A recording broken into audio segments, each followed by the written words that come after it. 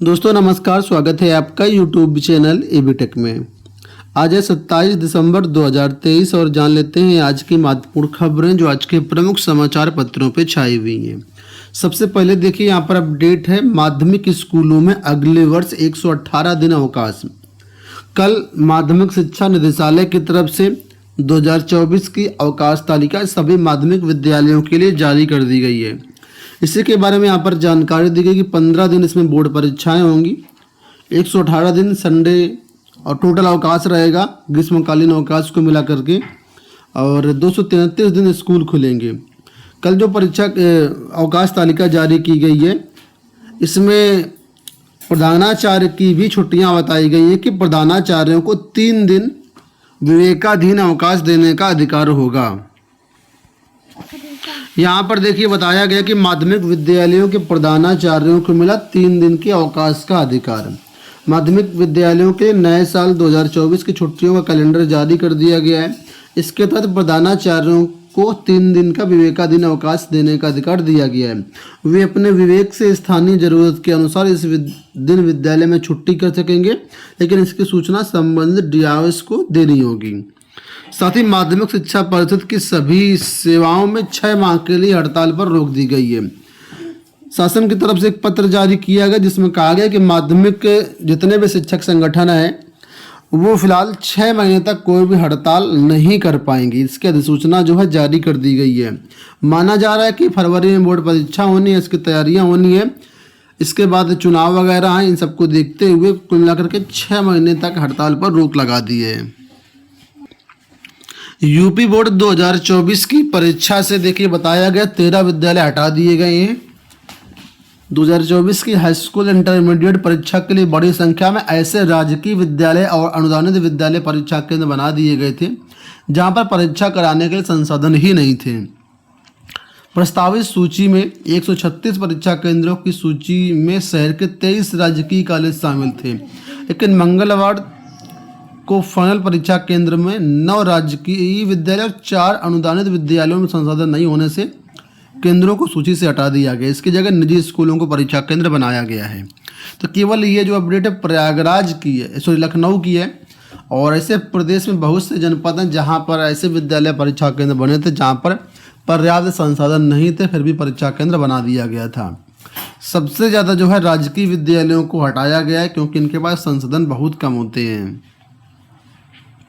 देखिए आज यहाँ पर फिर से समाचार पत्रों में अपडेट आई हुई है कि नए शिक्षा सेवा चयन आयोग में बदली गई व्यवस्था। टीजीटी पीजीटी भर्ती में सामान्य ज्ञान की भी परीक्षा होगी। यहाँ पर देखिए पदों के बारे में जानकारी दी गई है कि प्रधानाचार्य के 4512 पद स्वीकृत हैं जिसमें 3041 पद खाली हैं। प्रवक्ता के 22,254 पद स्वीकृत हैं जिसमें 2522 पद खाली हैं। टीजीटी पीजीटी के 71,684 पद स्वीकृत है जिसमें 16,750 पद खाली हैं। आगे देखिए बताया गया कि प्रदेश के 4,512 सहायता प्राप्त माध्यमिक विद्यालयों में टीजीटी पीजीटी के लिए होने वाले लिखित परीक्षा के पैटर्न में बदलाव किया गया है। 13 दिसंबर को जारी उत्तर प्रदेश शिक्षा सेवा चयन आयोग की नियमावली 2023 में यह व्यवस्था दी गई है। अब तक शिक्षक भर्ती के लिए परीक्षा में केवल संबंधित विषय के प्रश्न ही पूछे जाते थे, लेकिन अब 2 घंटे के लिखित परीक्षा में पूछे जाने वाले वस्तुनिष्ठ प्रश्नों में सामान्य ज्ञान के प्रश्न भी रहेंगे। इससे अभ्यर्थी के विषय ज्ञान के अलावा सामान्य ज्ञान के वक्त का भी परीक्षण हो पाएगा।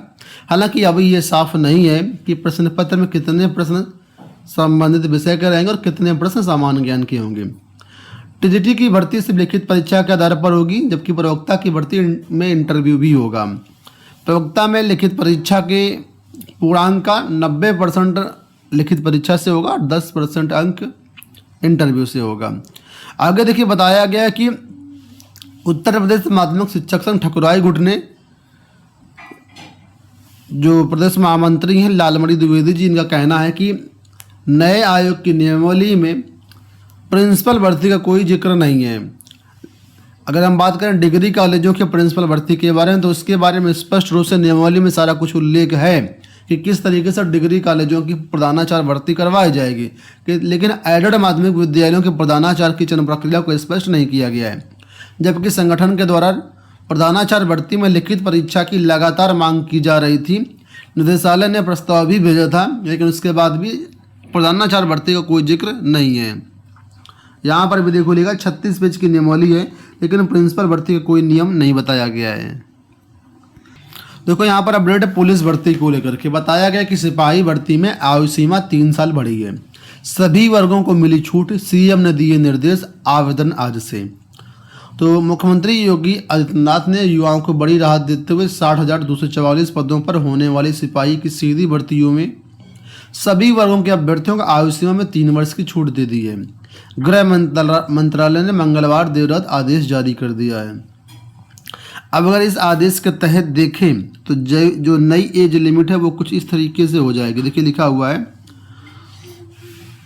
कि पुरुष वर्ग के अभ्यर्थियों के लिए जो एज है वो हो जाएगी सामान्य के 18 से 25 वर्ष। वहीं पर जो महिलाएं हैं सभी महिलाओं के लिए हो जाएगी 18 से 28 वर्ष जनरल के लिए, ठीक है। बाकी रिजर्वेशन के अंतर्गत जो 5 साल की छूट मिली है ओबीसी एससी एसटी को वो अलग से मिलेगी। इस तरीके से यहाँ पर देखिए बताया गया है कि जो महिलाएं हैं चाहे वो सामान्य मतलब अगर रिजर्व कैटेगरी की महिलाएं हैं तो उनको 33 वर्ष तक आवेदन करने का मौका मिल जाएगा। वहीं पर जो रिजर्व कैटेगरी के पुरुष हैं उनको 30 वर्ष तक आवेदन करने का मौका मिल जाएगा। वहीं पर बात करें हम लोग इसकी एग्ज़ाम डेट के बारे में, तो एग्ज़ाम डेट जो है पहले 11 फरवरी कराए जाने की चर्चा थी, लेकिन अब एक नया पत्र लिखा गया है जिसमें 18 फरवरी को परीक्षा तिथि के संबंध में पत्र लिखा गया। यहाँ पर भी देखो लिखा हुआ है कि लिखित परीक्षा के लिए अन्य तारीखों पर विचार। पुलिस भर्ती प्रोन्नति बोर्ड सिपाही भर्ती की लिखित परीक्षा कराने के लिए अन्य तारीखों के विकल्प पर भी विचार कर रहा है। बोर्ड के अध्यक्ष रेणुका मिश्रा ने सभी डीएम से 18 फरवरी को परीक्षा कराने के संबंध में रिपोर्ट भेजने को कहा है। तो उम्मीद है कि 18 फरवरी को परीक्षा हो सकती है, अभी फाइनल नहीं है, प्रस्ताव मांगे गए हैं। बीपीएससी की बात कर लेते हैं। लिखा सामाजिक विज्ञान में 1965 अभ्यर्थी सफल। बीपीएससी टीआरई 2 की 9वीं से 10वीं सामाजिक विज्ञान का और उच्च माध्यमिक के 6 विषयों का रिजल्ट कल जारी किया गया है। इसमें सामाजिक विज्ञान में टीजीटी में 1965 अभ्यर्थी सफल घोषित किए गए हैं। इसमें जो सामान्य का कट ऑफ है 83 अंक गया है। कल्याण विभाग में भी 555 अभ्यर्थी सफल किए गए हैं और यहाँ पर 9वीं से 10वीं सामाजिक विज्ञान कट ऑफ आप लोग यहाँ पर देख सकते हो। काउंसलिंग के बारे में देखो यहाँ पर अपडेट आई कि काउंसलिंग में आधार लिंक मोबाइल नंबर वाले अभ्यर्थी ही शामिल हो पाएंगे। कल ही हमने इसको बताया था आपको काउंसलिंग प्रोसेस के बारे में। अगर आप कंप्लीट काउंसलिंग प्रोसेस जानना चाहते हैं तो कल का वीडियो देख लेना, उसमें मैंने सारी चीज़ें बताई हैं। आपके पास आधार होना चाहिए, आधार से लिंक्ड मोबाइल नंबर भी होना चाहिए क्योंकि ओटीपी वगैरह भी आएगा, बायोमेट्रिक वेरिफिकेशन भी वहाँ पर आपका करवाया जाएगा। बीएस एस्टेट डमी प्रवेश पत्र 29 को होगा जारी। बिहार विशेष विद्यालय अध्यापक पात्रता परीक्षा 2023 के डमी प्रवेश पत्र 29 दिसंबर को जारी होगा। बिहार बोर्ड की वेबसाइट जो है www.bsebstet.com पर 3 जनवरी तक उपलब्ध रहेगा। इस बीच अभ्यर्थी डमी प्रवेश पत्र देख सकते हैं और किसी तरह की त्रुटि होने पर उसमें सुधार भी कर सकते हैं। वहीं जिन अभ्यर्थियों ने अभी तक परीक्षा शुल्क जमा नहीं किया वे बोर्ड की वेबसाइट पर 28 दिसंबर तक अपना शुल्क जमा कर सकते हैं। यहाँ देखो अपडेट है कि बिहार में 3.5 लाख संविदा शिक्षकों को मिलेगा स्थायी कर्मचारी का दर्जा। 3 राज्यों में युवाओं से जुड़े 3 फैसले। तो बिहार में कल एक फैसला आया हुआ है सरकार का जहां पर संविदा कर्मियों को स्थायी कर्मचारी का दर्जा दे दिया, यानी को राज्य कर्मचारी बना दिया गया है। वहीं पर राजस्थान से अपडेट है कि राजस्थान ने 50,000 प्रेरकों की भर्ती रद्द कर दी गई। देखिए लिखा है कि राजस्थान के मुख्यमंत्री भजन लाल शर्मा ने शांति और अहिंसा विभाग में लंबित 50,000 महात्मा गांधी सेवा प्रेरकों की भर्ती को निरस्त कर दिया है।